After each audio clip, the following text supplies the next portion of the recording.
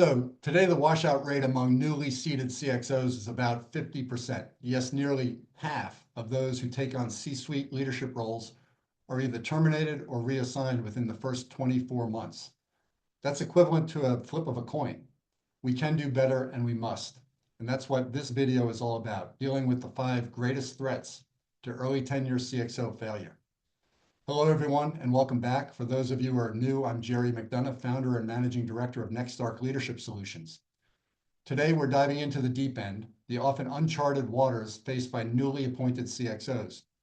You know, those first few days in a top leadership role can be exhilarating for sure, full of promise and potential. But beneath the surface, there are some very real threats that can derail even the most talented leaders. Think of it like this. As a new CXO, you've just been handed the keys to a brand new, incredibly complex machine. It's powerful, it's got incredible potential, but you don't know all the quirks and the levers yet. One wrong move early on and, well, let's just say it can get messy pretty quickly. The honeymoon period increasingly, and this goes double for private equity portfolio company CXOs, is really more a trial by fire. So what are these potential pitfalls? Based on our ongoing research on selecting, onboarding, and coaching scores of CXOs in the past decade, we're going to break down the 5 greatest threats to early tenure CXOs. So let's get into it. Threat number 1, the threat of irreversible staining. Now, this might sound a little dramatic, but stick with me for a moment.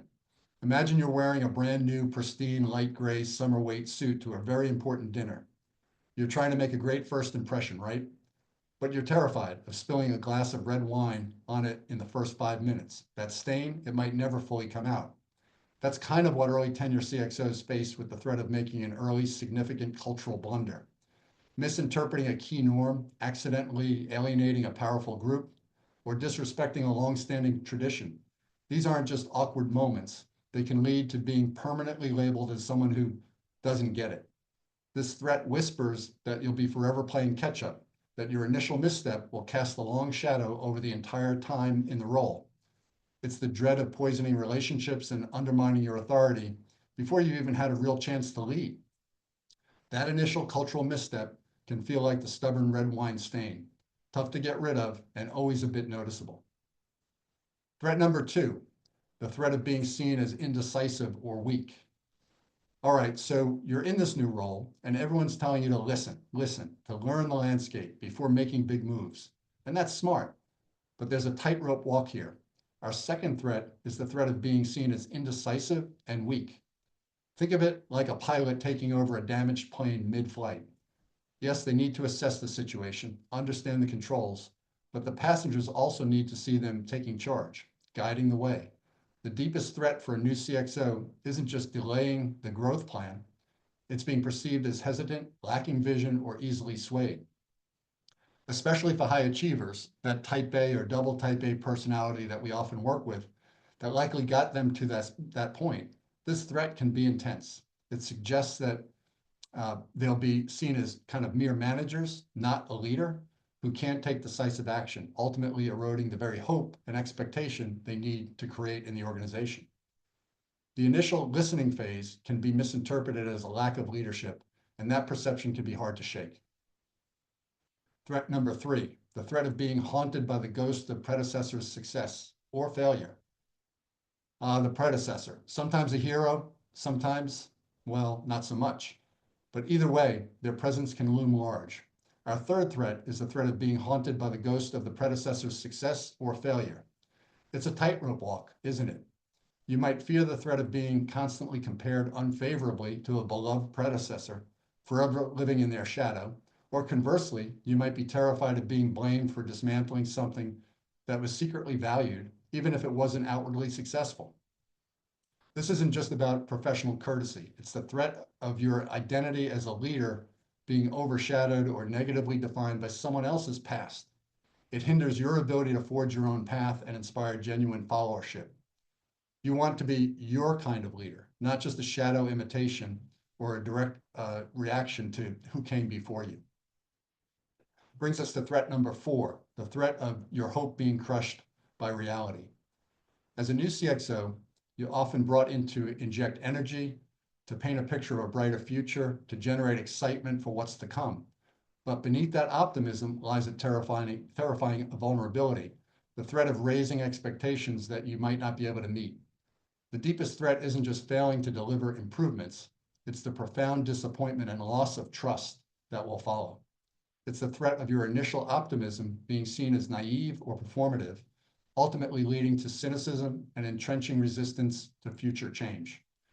This threat whispers that you'll be remembered as the leader who promised the world and delivered nothing, a far more damaging legacy than simply maintaining the status quo.